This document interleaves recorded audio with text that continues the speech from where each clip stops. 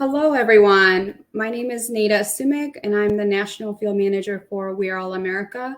Welcome back to Refugee Matters, a series where we unpack topics that impact folks of the refugee experience here in the United States and globally.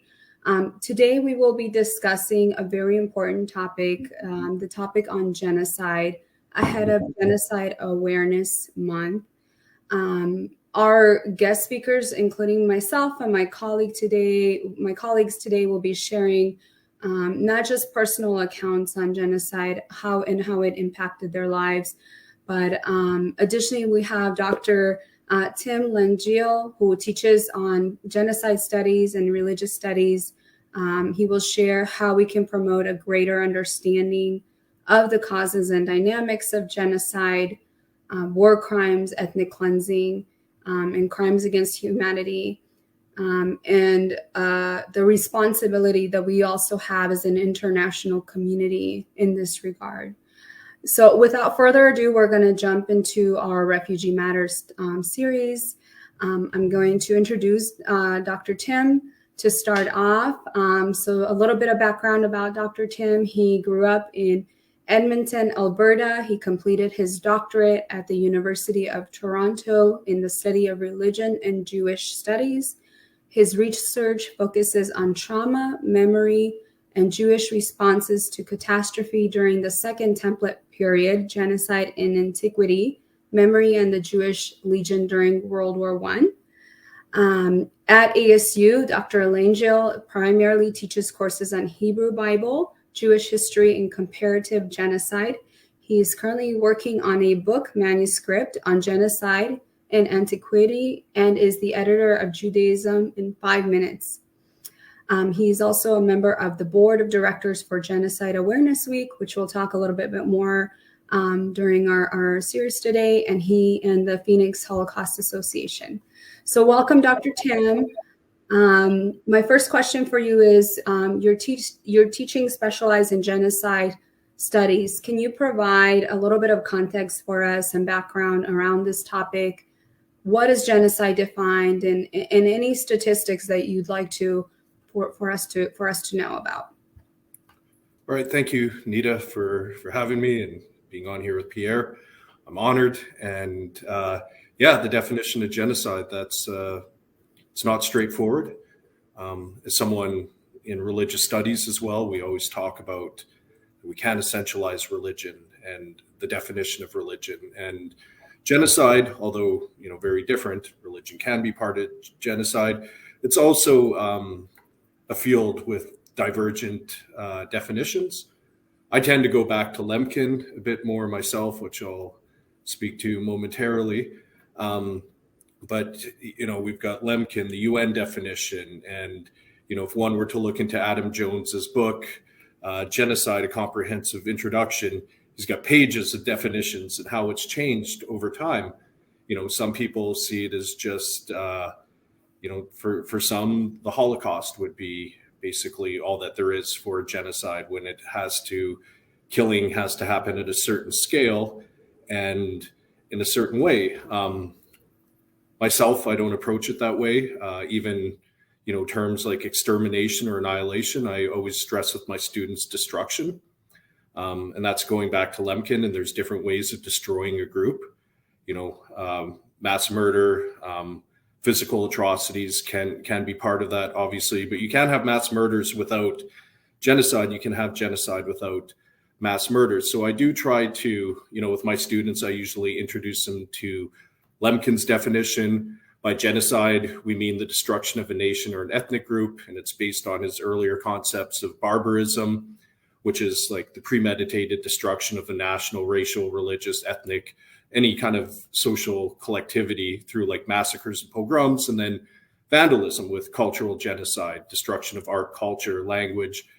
Being from Western Canada myself, and what's going on there with the residential schools and the reckoning with that, and the Canadian government recognizing as cultural genocide. I think all these aspects, for at least me, are important. And that's what I try to relay to my students, to try to move away for talking about,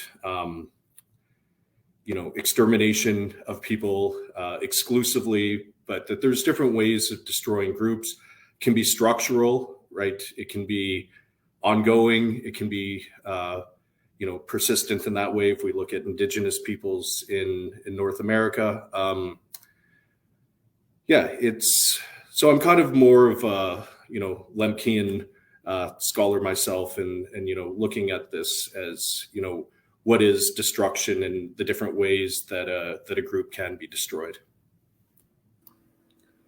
And just global statistics, right? When we're talking about refugees, that's obviously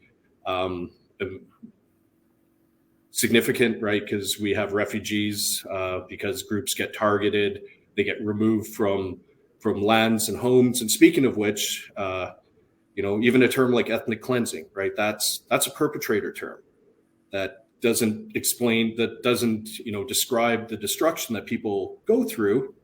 And, it's a euphemism that got picked up in the 90s by journalists. And, what we call ethnic cleansing fits very well under what Lemkin called, genocide. But, so people being removed, being degenerative warfare that targets civilians. And, at a time where we have 89.3 million refugees forcibly displaced around the world as of the end of 2021, and 27.1 of those refugees, if we're talking about whether it's displaced people internally, asylees, seekers, but according to Amnesty International, right, the countries that have the most refugees come from Syria, Venezuela, Afghanistan, South Sudan, Myanmar, right? And we can identify, recent and ongoing genocides with that. So the refugee crisis is very much related to genocide. Absolutely. And would you say that there is a correlation, just from your studies and your expertise, between those who survive acts of atrocities of genocide and the number statistically of those forcibly displaced who become refugees? One more time. Would you say that there is a correlation between survivors of genocide and those who are forcibly displaced? Oh, absolutely. And we can, the panel you'll be on with Naomi Steinberg from HIAS, right? The story of that, right? A Jewish refugee organization that's absolutely, the Jews who came over to America, after the Holocaust, right? Like the displaced, because that's something else I look at in my research too. As we say the Holocaust, ended in 1945, I'm also interested in, as is one of our speakers at Genocide Awareness Week, Marguerite Feinstein, looks at the DP camps from like 1946 through 52, right? The story doesn't end when some Holocaust history, ends with 1945, because there is an entire displaced person's experience as well. It's not these Hollywood narratives. And when we look at, again, the countries that have the most refugees, we can tie it to genocide. People's homes get destroyed, cities get destroyed. It's not safe for people to go back. Maybe people don't want to go back I think there is a strong correlation between, some of our largest diaspora communities in North America are communities that have been targeted with genocide. Yeah, absolutely. And I know this question isn't on our show, but I'm curious, just your expertise, and why would you say, in your opinion, is it so hard to for perpetrators to be held accountable, who do commit acts of genocide? Why is that? Why would you say it's so difficult? Well, the definition of genocide was so narrow in 1948 with the UN Convention that we had to come up with crimes against humanity, right? We would have had to broaden the definition of genocide. And then, justice can take so long, like apprehending perpetrators. UN Security Council can be an issue with that, signing off on that. And that was an issue with the Genocide Convention too. The signatories, most had histories in their background that could be,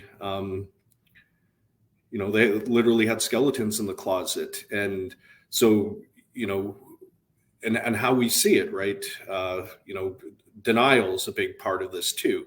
From the apprehension to having people brought to The Hague, to just as we saw with Cambodia too, just how slow the mechanisms of justice were with these, aged Khmer Rouge, and that many years after the fact, what is it? Because you're right, this is we've had different types of trials with and there's successes and limits to many of them, whether they're from the Nuremberg trials, and obviously the Eichmann trial was a high profile one. Rwanda, the post-atrocity justice, which I'm not an expert on. I'll defer to Pierre with the Gacaca courts, and just the way it's worked in different contexts, and then also as an international body, how we try to bring these perpetrators to justice. And Putin just recently got a warrant out for him for recent crimes, and what will ever happen with that. You had briefly mentioned The Hague. For the audience who may not be familiar with The Hague is, and from an international lens, do you want to just briefly share? Oh, just like the International Criminal Court, where people are supposed to go on trial for, genocide, crimes against humanity. And I've heard one eminent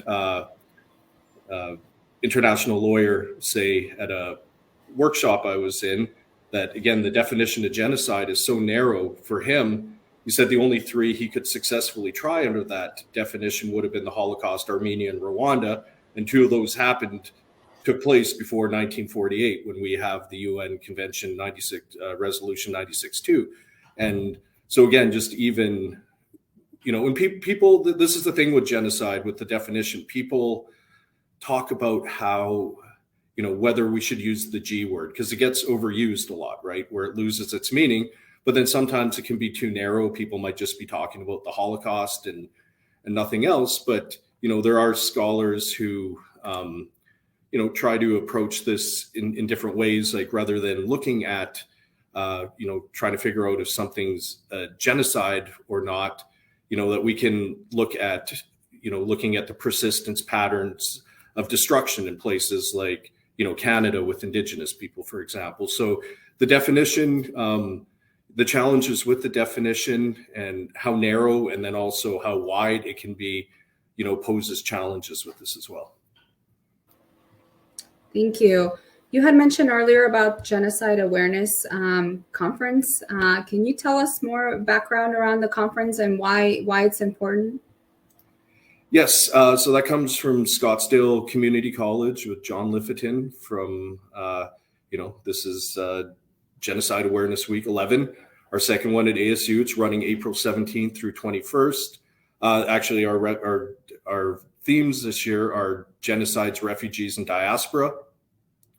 We are featuring, we had a bit more of a Holocaust focus last year. We have more of a focus with the Armenian and Assyrian genocides this year.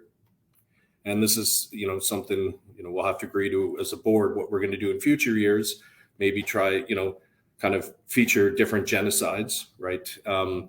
So, it is free and open to the public. Encourage, you can attend online or in person. I can pop a link in the chat here, but it is shippers.asu.edu/GAW 2023. And I'll just pop that into the chat for everyone. So yeah, it can be attended in person, online, and with this being a public-facing event, it integrates academic scholarship, student participation, community involvement. We look at things historically, ongoing things. We have Wei New speaking this year. You and Naomi will be on a panel, right, talking about refugee resettlement in response to genocide.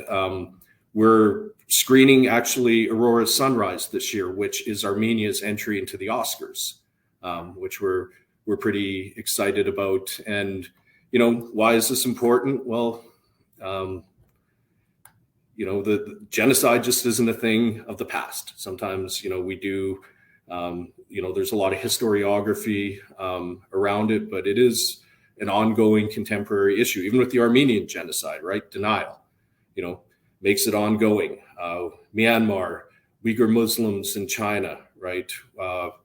What happened with the Yazidi people as well, with Daesh, ISIS, and so genocide prevention is important. We'll have speakers like Elisa van Jodenforge who focus on these kind of topics, and we are living in a time of denial, right? Of science, facts, a whole bunch of things, and that includes genocide denial. We'll have a panel on that, and that's something very important to address.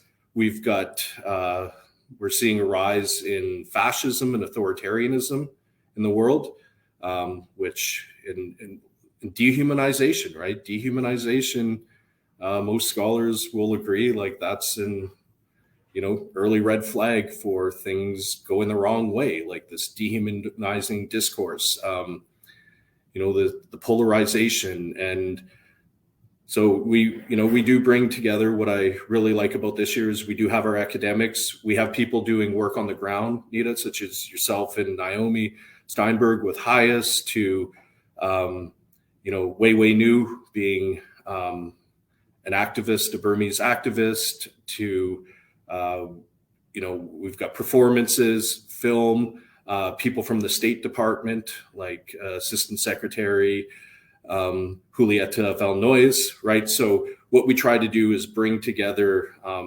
just not make it an academic conference, because, Nita, you and I do very different things. I do this stuff at the university, but the work you do on the ground with refugees and resettling people and doing the work on the ground in the community, like that's part of it. And so, genocide's ongoing. It's still denied, and there are going to be future genocides. So any kind of prevention we can do is important. And, bringing all those things together with the current state of the world, I think this is very important to learn from the past, address the present, and see what we can do better with the future. Thank you so much, Tim. And I think one of the things that you just said that really stood out to me was like the rise we're seeing in dehumanization, right? And I think Pierre and I in our scope of work can see that with the number of forcibly displaced individuals, that number is statistically growing every single year, in places of that these war crimes and atrocities are happening in and genocides taking place. So thank you for providing us like that background and really what's happening, bringing us to the present moment, not just this being an issue of the past, but it's currently happening, unfortunately, in many places around the world. You're welcome. And I'll say one more thing, just and the work that you and Pierre do too, it's also the communities where these people are, where people are being resettled, right? Because there's also very dehumanizing discourses and narratives about refugees, right? Like I experienced this in Canada, and when I moved down to the US, like with Syrian refugees, and the way, and so it's also the work you do too, that we need to educate people. This is why these people are coming here. This is why, and find it in our hearts too, right? To, collectively as a society too, to change that narrative that others and dehumanizes refugees often, especially ones that look different than people who establish the dominant narrative. Absolutely. Absolutely. Thank you so much, Tim. Now I'm going to turn over to my wonderful colleague, Pierre. Thank you so much for joining us, Pierre. I'm going to give some background to our audience about you so they know who you are. So Pierre Uwimana was born and raised in Rwanda and went to college in Kenya, where he earned a bachelor's degree in accounting and a master's in finance. Upon completing his studies, Pierre played a significant role in rebuilding his country of Rwanda that was torn apart by the genocide that happened in his country in 1994. As he kept on growing in his professional life, Pierre realized that his passion to see the most vulnerable lifted out of misery is not being realized as he wanted to. He decided to move to a service in nonprofit organization, and he joined World Relief Rwanda, where he served to empower the local church to serve the most vulnerable in the capacity of program director. In 2010, when the earthquake broke in Haiti, his passion compelled him to move to the Caribbean country, and he served as country director for World Concern Haiti. In January 2014, Pierre and his family immigrated to the United States, and Pierre currently works for Florida Immigrant Coalition, housed out of We Are All America as a refugee organizer. Welcome, Pierre. So my first question to you is, can you tell us about the Rwandan genocide? What happened in your country, and what surviving that genocide, the impact it had on you and your family? Thank you so much, Naira. Over 1 million Rwandans were brutally killed in 100 days during the 1994 genocide against the Tutsi. And that was the worst genocide of the 20th century. It was prepared and implemented by a genocidal regime, which trained in the militia. They were called Interahamwe, and extremist, Hutus to kill Tutsi and Hutus who were opposed to the killing of Tutsis. They were using machetes, clubs, spears, and other traditional weapons, and they had the full support of the government security forces. Some of the victims were abandoned in the hands of the killers by United Nations, peacekeeping forces that were in Rwanda, which demonstrated a failure of the international community to stop the genocide, despite the Never Again pledge that was adopted in 1945. Rwandans commemorate the 1994 genocide against the Tutsi on April 7th, and it's been 29 years now, and it happened 1994, 29 years, and this date, April 7th, was also adopted by United Nations as the International Day of Reflection on the Genocide against the Tutsi. The commemoration, also known in Kinyarwanda as Kwibuka, provides an important opportunity to remember the victims of the genocide, preserve its evidence, and educate about history, as well as lessons that Rwanda has learned. In Rwanda, commemoration activities run until July 4th, because that's the end of the 100 days that in which the genocide took place. And so July 4th, that's when Rwandan Patriotic Army stopped the genocide and liberated Rwanda. Genocide, I would say, like Dr. Tim said, genocide is never spontaneous. It's an international act of multiple murders aimed at destroying the presence of the victim group. Its perpetrators do not respect age, gender, occupation, religion, or status.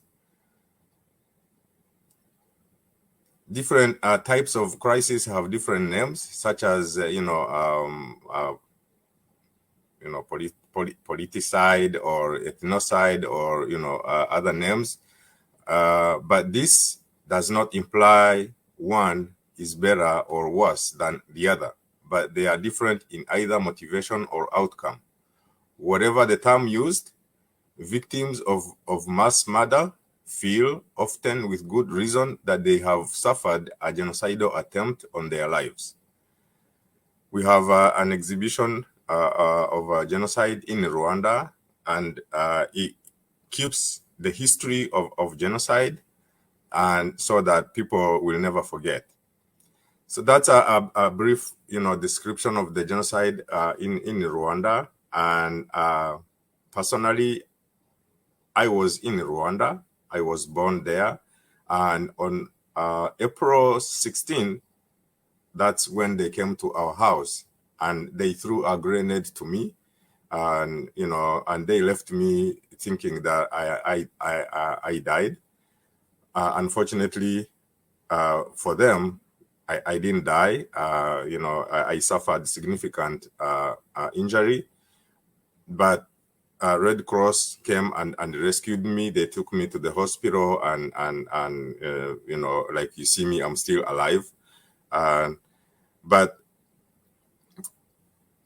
this genocide really should never happen again.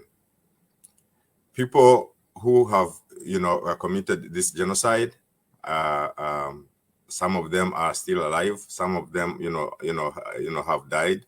And like Dr. Tim said, we have a court system that is, that was established, a traditional court system, Gacaca, was established to identify those who committed this genocide, and also judge them, and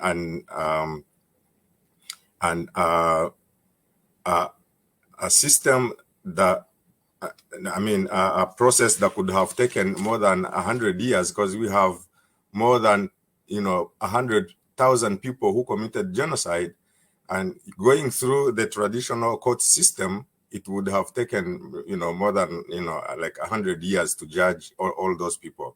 But using the traditional court system that was established in Rwanda, we were able to hold those people accountable, and it was done within a period of less than 10 years. I think that's all I can say about genocide in Rwanda. And yes, and I am open if there is any question. Thank you so much for sharing, Pierre. And we are so glad that you are with us, alive and safe, and able to share your story. And as you mentioned, remembering to never forget, right? And what happened. And in your opinion, how would you see refugees who have escaped, genocide from their own countries, who are now advocates or leaders in their new homes? How do you see them playing a role in genocide awareness and prevention? Oh, thank you so much, Naira. Refugee leaders and advocates, they play a significant role in raising awareness about genocide and preventing it from happening in the future. So as individuals who have experienced displacement and persecution firsthand, they can provide powerful testimony about devastating consequences of genocide and the urgent need to prevent it. So one way they can participate is raise awareness about genocide, and also sharing their personal stories and experiences, with the public. By speaking out about atrocities they have witnessed and the impact it has had on their lives and communities, they can help to humanize the issue and bring attention to the importance of preventing genocide. In addition to sharing their own stories, they can also work to educate others about the warning signs of genocide and steps that can be taken to prevent it. So this may include organizing awareness, raising events, producing educational materials, and engaging with the policymakers to advocate for policies that prioritize prevention and accountability. So overall, refugee leaders and advocates can play a critical role in genocide awareness by sharing their experiences and knowledge, raising awareness about the issue, and advocating for policies that prioritize prevention and accountability, like I said. Thank you so much, Pierre. And I couldn't agree with you more. I think in order to prevent it, we have to tackle on the prejudice against people because they're based on whether it's their ethnicity, their religion, their tribal affiliation, or other forms of identity. I think we have to, confront and really that spread of hatred and hostility for groups based on that. And I can speak from my own personal experience, just like you, Pierre. I'm originally from Bosnia and Herzegovina, and the war that happened in my country in the early 90s as well. And the genocide that was committed against my own people simply because of our religious faith and our ethnic background. And then I remember, as a little girl living through this and not understanding why my father was being taken away, and now I understand he was taken because he carried a Muslim name. And it's not because he committed a crime, but because simply someone who hates him because of his religious faith. And I think for me, one of the things that that's why I'm so passionate about this work is because I understand the difficult hardships and hurdles that people around the world experience and who are living through these atrocities. And we must never forget that we cannot deny what happened, and the truth must be told. And to your point, Pierre, we have to share our stories so people know what happened, so they know the truth of what happened, and they're not just buried, right, without others hearing about it. So I know this is such a rich topic and so much dialogue that can take place, but I am also mindful of time and want to hear from either of you if you have any closing thoughts before we wrap up and share with you about a little bit more about the Genocide Awareness Conference. Any final thoughts you'd like to leave our audience with, Dr. Tim or Pierre? Well, I want to thank Pierre and you for both sharing your stories. That's important, the testimony and giving voice to, survivor accounts. Also, you mentioned war. Genocide often does happen under the cloak of war. We have scholars like Martin Shaw who looks at degenerative warfare and how that can turn into genocide, but also how, if we look at most genocides, like they can be framed as conflict and war, and how that can be used for denial. And I think I'm going to make sure I didn't misspeak a little bit earlier. I don't know if when I said 89.3 million, that's forcibly displaced people around the world, and there's 27.1 million refugees, half are under the age of 18, right? So I think that's pretty significant and meaningful as well. I just didn't know if I conflated the numbers for forcibly displaced and refugees, because there's the different categories, and and just that 21.3 million of those are children, right? And again, with it's important to try to prevent, but also when things are happening, where are people supposed to go? And this is what's important with with borders being closed and tightened, when we do have a real we've got more refugees than we had after World War II, and places seem to be tightening the border when I think we need a different response to these kind of humanitarian crises and genocides and refugee crises. Thank you, Dr. Tim. Pierre, any final words?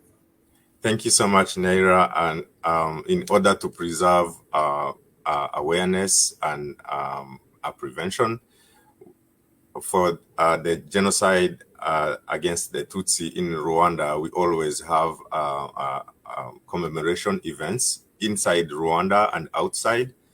And so I wanted to invite people to join us. I live in Florida, and for Florida, we are organizing the commemoration event on April 22nd, and it's going to be in Tampa. And the major purpose is really to share this, our stories, and also create awareness and increase prevention so that genocide never happens again. I think this is an issue that concerns the whole world, and so if the whole world can join us and also be aware of what's going on around the world, genocide will never happen again. So that's what I was going to conclude with, and so yeah, join us to remember and help to prevent genocide again. Thank you, Pierre. And thank you to everyone who joined us today, who listened in. A special thank you to you, Dr. Tim and Pierre, for sharing your insights. And before quickly we wrap up, we want to remind people to join the Genocide Awareness Conference happening April 16th through April 22nd. It will be in person in Arizona, but also if you're not in Arizona, you can join virtually online, any of the panels, any of the discussions, and it's free of cost. So we welcome you, and also a special invitation to join me and my wonderful colleague Naomi Steinberg from HIAS on a special panel on April 19th at 3:15 Mountain Standard Time on what refugee resettlement life looks like after surviving genocide. So we'll drop the link in the chat box and share it with those of you who are listening on Spotify. Thank you once again for joining us. Stay tuned on the We're All America website and our social media for future events. Thank you, everyone. Thank you for having us, Nita, and nice meeting you, Pierre. And yes, come to Genocide Awareness Week, free and open to the public, be live streamed. And if you're not in Arizona, you can still attend. Thank you, everyone. Thank you so much.